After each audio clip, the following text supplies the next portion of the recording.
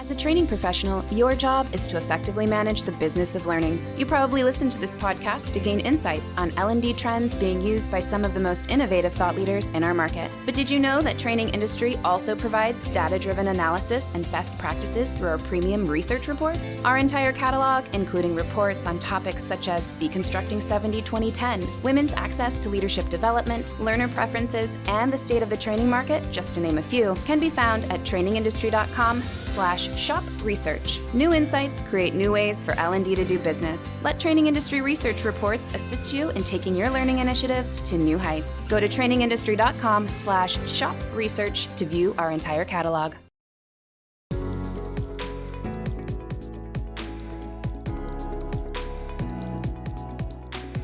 Welcome to the Business of Learning, the Learning Leaders podcast from Training Industry. Hi, welcome back to the Business of Learning. I'm Sarah Gallo, Senior Editor here at Training Industry. And I'm Michelle Eggleston-Schwartz, Editor-in-Chief. In today's episode, we're diving into a crucial topic for all learning leaders, learning reinforcement. We'll be discussing how to deliver sticky learning programs that drive real behavior change, and as a result, lead to better business outcomes. With us, we have Elena Agar, a talent development specialist, author, and podcaster, and Rachel Walerstein, a certified professional in training management and senior manager of learning and talent development for the AIDS Foundation of Chicago. Elena, Rachel, welcome to the podcast. Thank you. Good to be here. Same.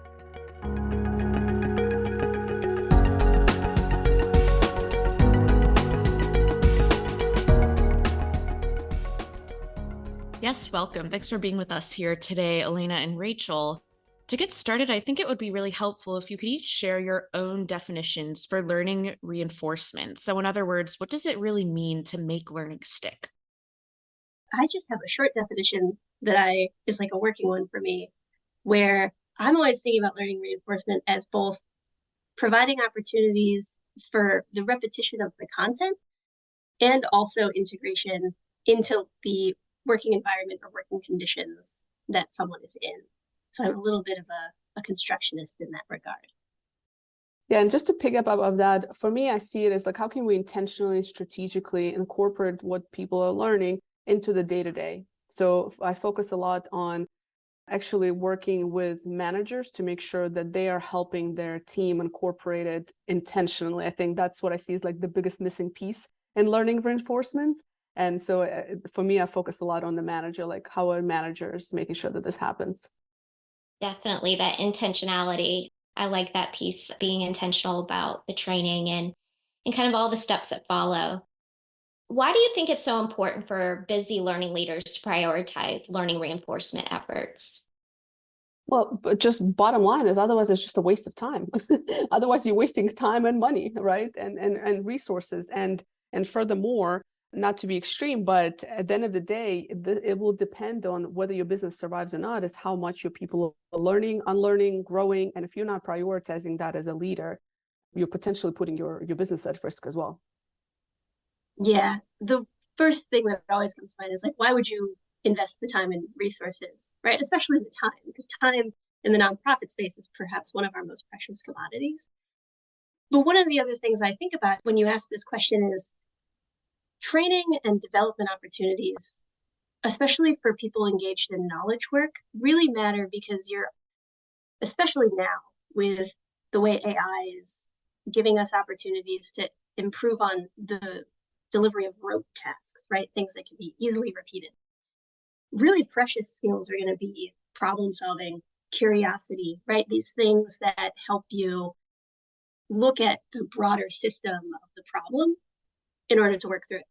And so aside from why invest if you're not going to dedicate the time to it, there's this element of providing space and time for those metacognitive shifts, right? The metacognition of how do I work? How are the ways in which I'm working need to adjust given the continuously changing landscape of the work that I'm doing? It's not just in for-profit industries where the pace of change is really rapid. In nonprofits, we're also looking at how the political climate changes our ability to deliver services to our priority communities. how funding processes really slow down what we're able to do sometimes, alter what we are allowed to do at times. So there's all of these other kinds of constraints where you have to be able to sit back and look at the larger system. And I find learning and development opportunities to be incredible spaces for providing low stakes practice in doing that, in problem solving, so that when you're in those high stakes moments, it's not so scary to think, well, what if we tried this instead? You know? Yeah, kind of preparing for those moments that matter is key. I love that. Well, I think it'd be really helpful for our listeners too to kind of hear about your own experiences firsthand on how you've both worked to deliver training that sticks throughout your careers in L&D. Can you share a little bit more about that?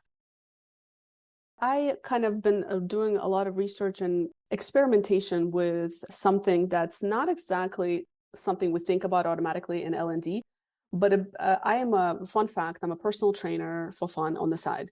And so in my work as a personal trainer, I've actually, on my own consultancy work, I create programs that are combining career development and performance, and like your physical and mental performance, essentially. And through this research and just implementing with my clients and in the space that I work now with the company, I've seen that there's this thing we don't talk about, which is the basic of like, how do we feel as like on daily basis? How are our energy levels, our mental state, our physical state, how well we sleep, what we eat, what we drink or don't drink, and so on, impacts how we show up in a workplace. So just overall talking about performance. So something I've done this summer at Horizon, where I work at the moment, is we've implemented a summer of well-being, and we covered all different aspects of well-being. So everything that we've done, from learning development units, activities, initiatives, social gatherings, was around physical and mental well-being. And what we've seen is actually people, so we do like happy hours for social stuff. And this summer we did hikes and we did physical activities and we did games to stimulate the mind and so on. And that's been really impactful to see that, one, people really enjoy that. So more people show up to that actually than our regular happy hours. But furthermore, people are starting to take care of themselves more because they felt like, okay, like if you're not a person who typically, let's say, goes for a walk, and the company is doing like, hey, let's do a morning walk before we go into our meeting, for example, that actually has been really beneficial on an individual level, right? People see more energy levels and so on.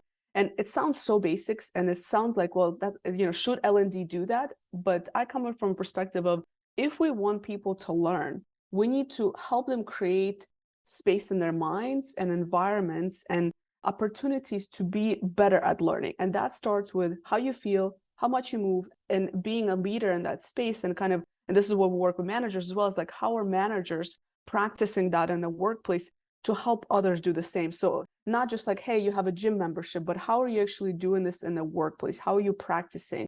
Because if you're performing well on a physical and mental level, you're much more able to then learn. Your well-being is overall like just better, right? So that's something different that I've tried that's been pretty successful. I am such a big advocate for that kind of holistic approach. And I love knowing that you were able to lead that. I agree with you. I certainly think it's not, physical wellness, mental wellness is not outside the realm of learning and development practitioners, because those are also important elements of creating safe environments at work. So kudos, I love it, big fan. It's very similar to what I was thinking about with this question too, which is that technology interventions are not always the answer. If anything, they can actually muddy the water and create a little bit more chaos than is necessary. So similarly, I have been thinking very much so in the last year about, what do supervisors need in order to feel like they can be the leaders of the learning initiatives, not me, because I'm a one-person team too. So it's not like I have the capacity to even do those one-on-one follow-ups or do team coaching. So instead, I make supervisor guides that provide for, especially organization-wide learning initiatives, that give them like a week-by-week breakdown of, what should you talk about in your team meeting? What should you talk about with your direct reports in the one-on-one? How do you want to follow up? And they can be really small conversations like, hey, did you complete this portion yet? What did you think? Is there anything you want to talk about? To really structured conversations that they're facilitating right? And giving them some of that set of tools that we have, we are facilitators as well.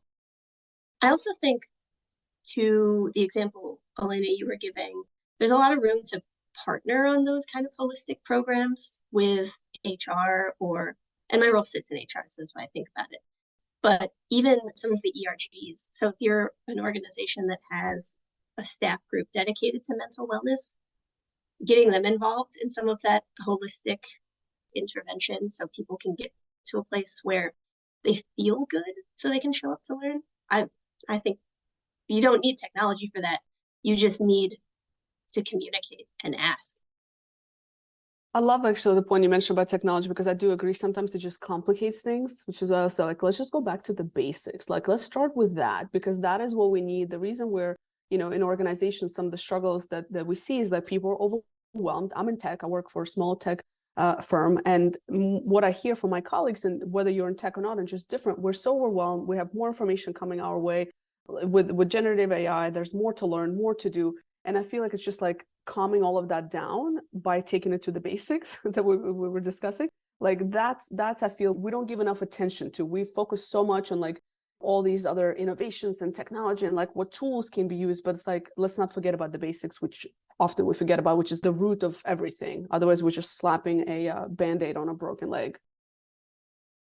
I love that. I love the idea of taking this holistic approach and to employees and wellness and really help them to become better learners, as you said, Elena. And so kind of addressing all those different aspects that employees, when they come to the workplace, and to help them be successful in their jobs, and giving the supervisors those guides, like you mentioned, Rachel, is so important. I'd love to shift gears and talk a little bit about how technology can be helpful for learning reinforcement. Are there any particular ones that you found to be especially helpful? I do like technology sometimes. I don't mean to be a grouchy Luddite. We are fortunate enough that we do have LinkedIn Learning for our staff.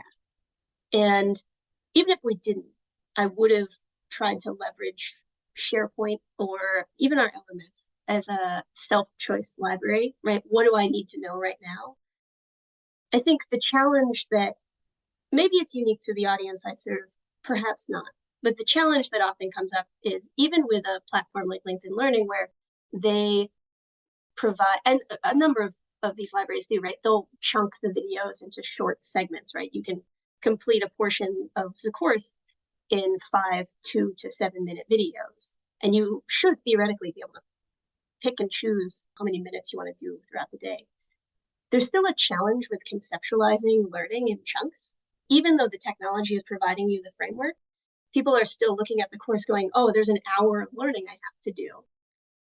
And I know there's a lot of conversation around other kinds of tools that support microlearning that will push out quick reminders and things like that. But I don't know if those interventions are still able to deliver the message that learning really doesn't have to happen in 5-hour chunks. It can happen in 2 minutes. It can happen in 5. And I'm thinking, Elena, about what you were saying with folks in your organization who are tech workers, where they're inundated by information, by options. And so I don't know what the right solution is. I think there's many things to continue experimenting with. And a lot of that experimentation seems to be driven by the learner, not by us, right? So letting them kind of dictate, well, this actually does work for me. This isn't working for me so much. And then being thoughtful about how many options for them to experiment with that we are either pushing out or recommending. That's kind of the place I've landed in these days. In my work, we don't, unfortunately, aside from kind of similar to you, Rachel, like the LinkedIn Learnings and different tools that are just the typical LMSs that are out there, our team doesn't seem to be so into those. What they do enjoy, what's been working for us, is anything where we can gamify something. They're all up for it. That's really fun. We also do a lot of peer learning and live sessions and peer-to-peer learning that's been impactful. But what I hear other companies doing is, of course, with the virtual reality, and depending on the industry that you're in tech, it's just a little bit different, because we're it's more of just like hands-on learning. So they're learning a technology, they're learning a new way to code, make less mistakes, but they're actually learning in the technology itself. So it's more hands-on in that space. But I don't know if you guys have heard about the AI pin that Humane is releasing, which I'm really excited about. So AI pin, it's basically a pin that's going to go right here. It's still priced at like $700 right now, so it's not going to be as affordable to many companies and individuals. But I see that this is going to be probably the next level of learning, because this AI pin is essentially ChatGPT, personal assistant, all in one. That's going to be like right here. You can talk to it. It will track your tasks. It will give you on-the-spot answers about things you need to do. It will remind you of the learnings you've done. It's like this whole thing of, the best of generative AI that we have so far in this small pin that is now accessible. I see that being really useful in learning in the future because it's so individualized. And I think that's the biggest thing when it comes to technology, is how can we make it individualized to the person, make it relevant to them, accessible and affordable. Yeah, so many advancements coming out for sure. It can be overwhelming. So our team, I know, is super dedicated to putting out resources that can help. And again, I love what you said, Rachel, too, about kind of partnering with your learners and just asking them, seeing what works, what doesn't work, and kind of iterating together. I think that's super important and helpful. We'll be right back after a brief message from our sponsor. The Certified Professional in Training Management Credential, or CPTM, is designed to convey the essential competencies you need to manage a training organization. When you become a CPTM, you gain access to alumni resources like monthly peer roundtables and a full registration to the Training Industry Conference and Expo. If you start today, you can earn the CPTM credential in as little as 2 months. To learn more, visit cptm.trainingindustry.com.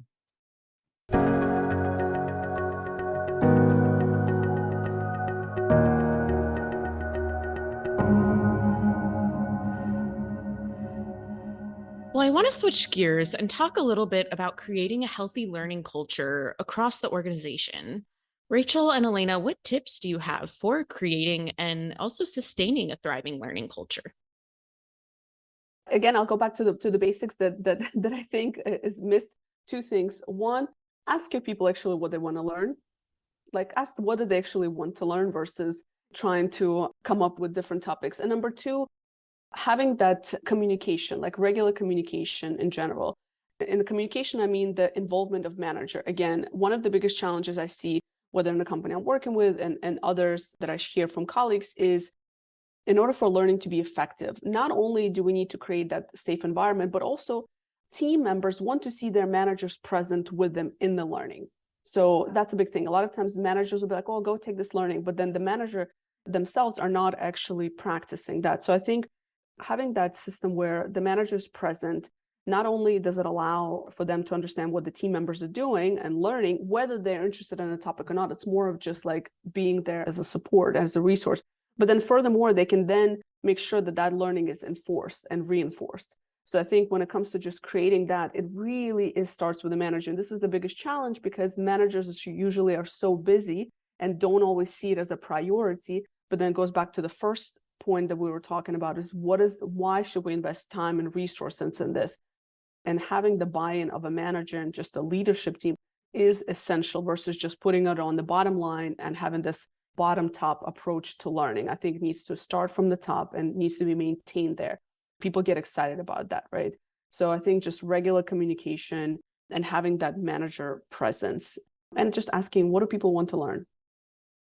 1,000% always have managers, leadership involved. We have a couple of different organization-wide things going on and also some small team select ones. And I invite all the supervisors all the time, all the way up to SLT. And when they're there, it's such a different conversation. And also different, I'm imagining, when they go back to their teams to talk about it. So I want to emphasize that. Incredibly important. The other thing that comes to mind, though, when thinking about what's needed for a robust learning culture is about a skill set and a set of practices that learning and development folks, I think, could spend some time investing in, which is trauma-informed pedagogies. The world is upsetting right now. And People come also from really different places. They come with different kinds of baggage to work, even if they do their best to leave it at home, whether it's virtual, hybrid, or in-person work, it doesn't matter.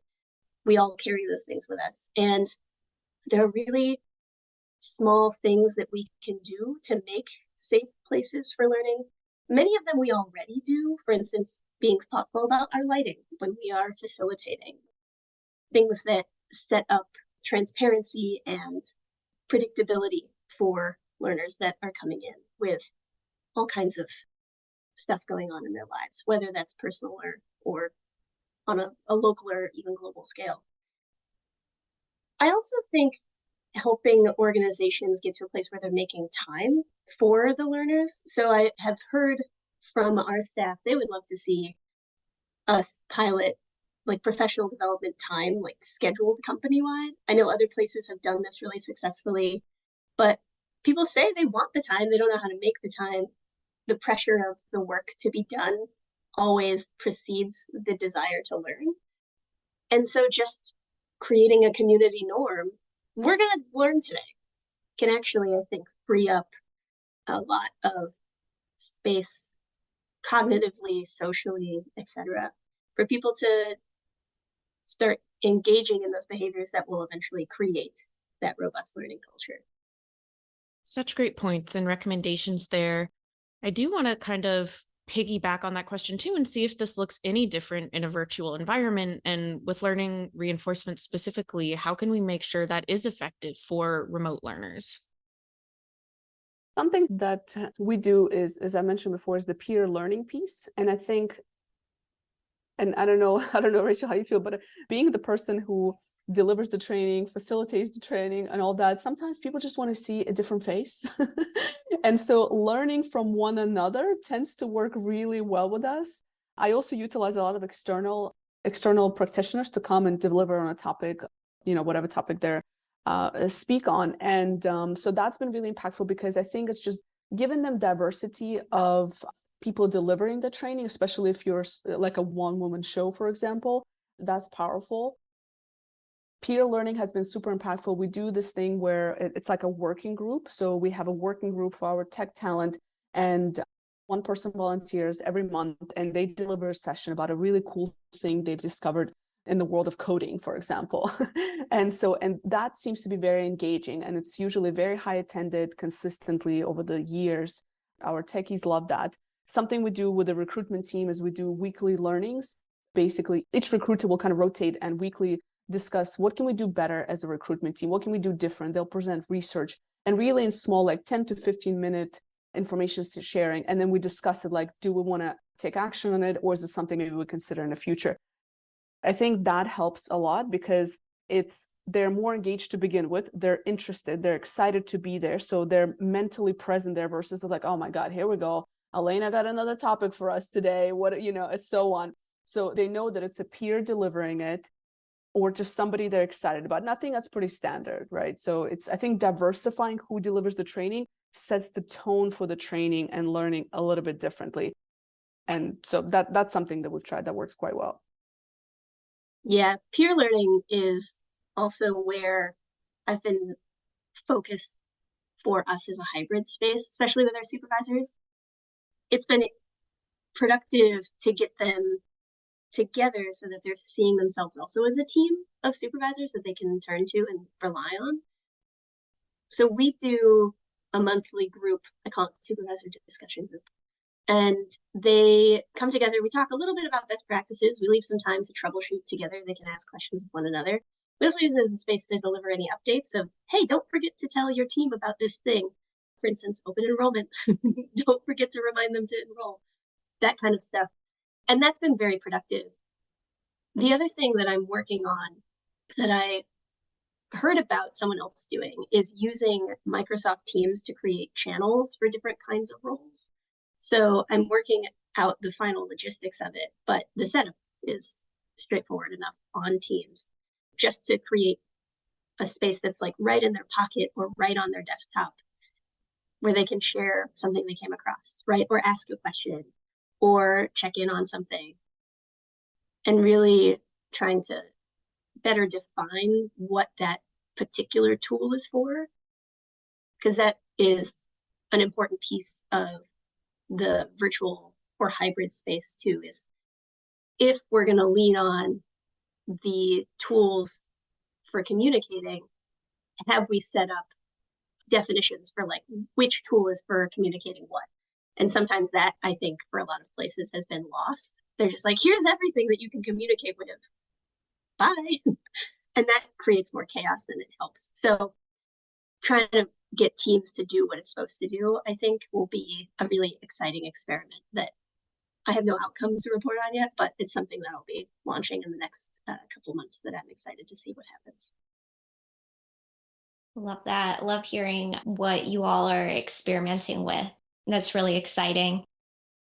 As we know, engagement is crucial to training success, and I'd really love to hear what tips you have for creating engaging content that resonates with modern learners.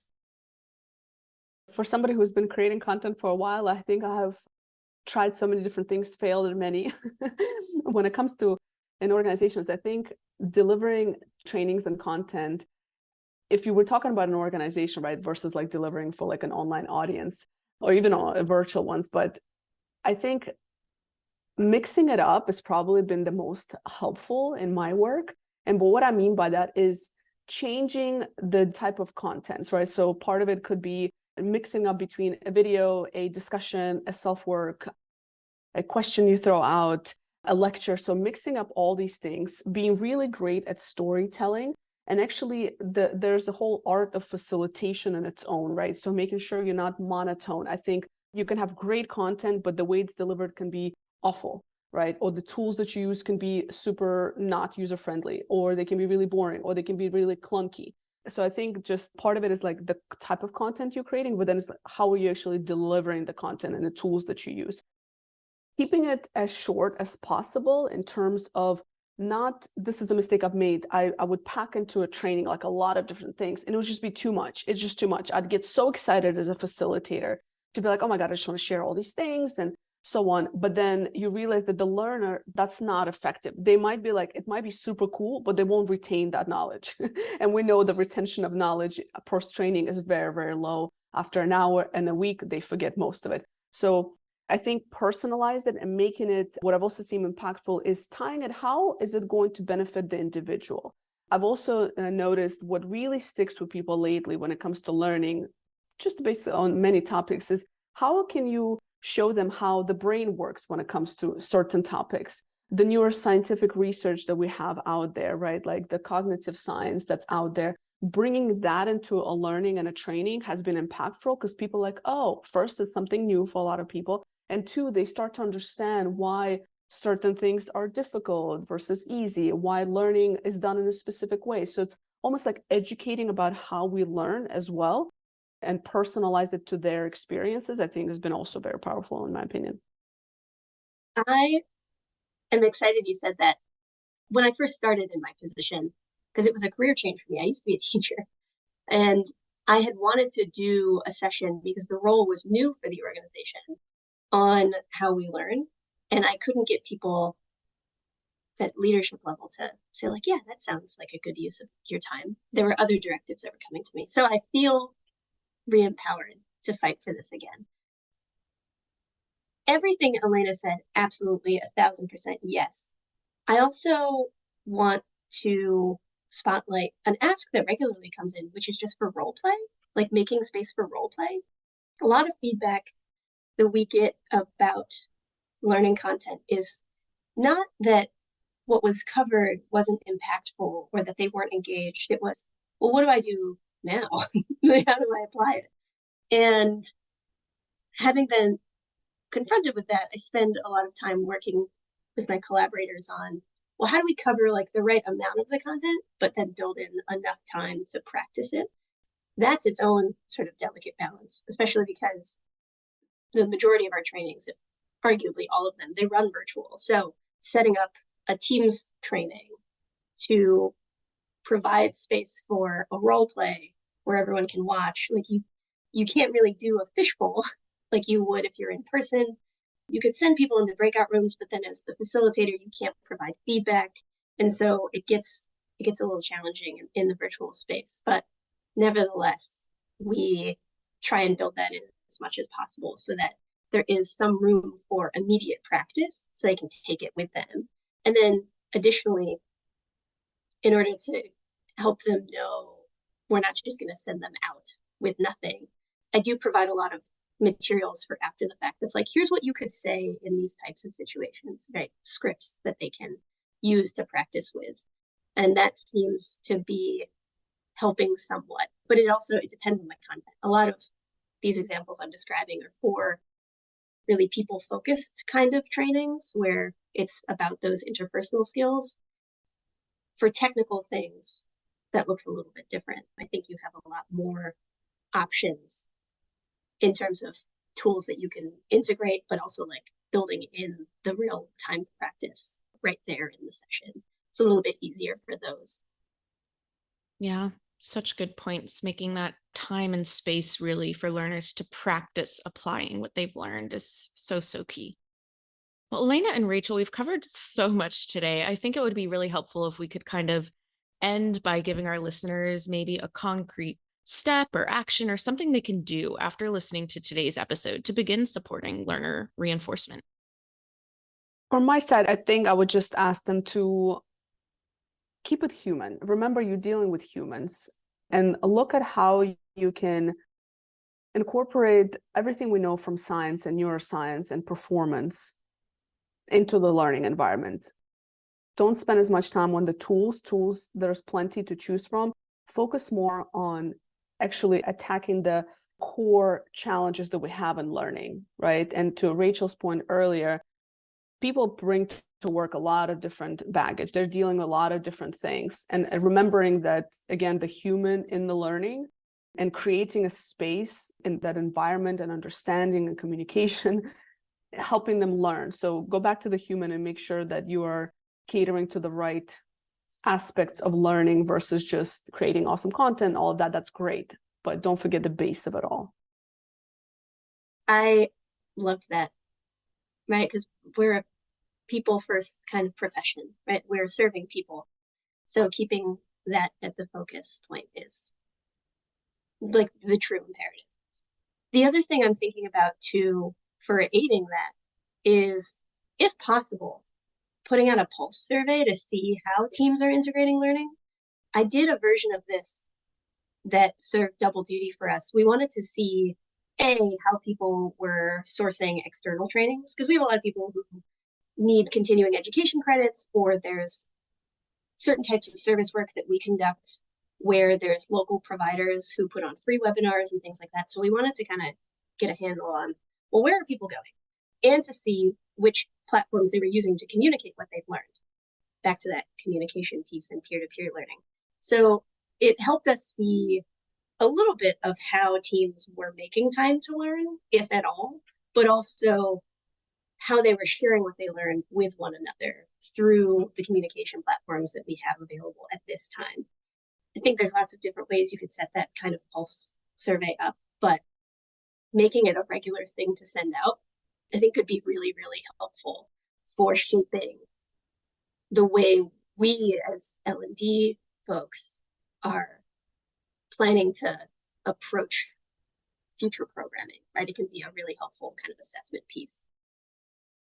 I actually do want to add one more thing that I think is important is when you're taking a pulse and all those things that Rachel mentioned, also take a pulse of you as an organization. Are you actually creating processes and systems to help people access learning? And what I mean by that is that you can have all the learnings out there, but are you actually helping people create space in their days? Or are you packing their schedules, with 8, 10, 12 hours of work, as so often happens in tech? So where they don't even have, again, going back to the human, you've exhausted them. There's no space for them to create that, to do that learning. And the other piece of that is, how are you supporting your managers to make sure that they are not only learning and growing, because they're usually the forgotten group, especially the mid-level, the mid-manager, but how are you taking care of managers, because they are your key to becoming a learning organization. On that note, Rachel and Elena, thank you both so much for sitting down with us today on the podcast. I know I learned a lot, And so thank you so much for sharing your insights with our audience. How can our listeners get in touch with you after the episode if they'd like to reach out? I hang out on LinkedIn mostly. You'll be flooded with content, so follow at your own risk. But I'm just on LinkedIn. If anybody can just look me up, you'll find me. I'm the only Elena Agaragimova on there. Same, yeah. My LinkedIn is regularly me sharing a variety of things, especially for nonprofit folks, but not exclusively. So feel free to look me up, Rachel Walerstein, AIDS Foundation Chicago. Happy to always chat and especially help folks who are looking to revamp what training looks like for nonprofits in particular. To learn more about learning reinforcement, visit the show notes for this episode at trainingindustry.com/trainingindustrypodcast. And if you enjoyed this episode, let us know. Leave a review wherever you listen to your podcast. Until next time. If you have feedback about this episode or would like to suggest a topic for a future program, email us at info@trainingindustry.com or use the Contact Us page at trainingindustry.com. Thanks for listening to the Training Industry Podcast.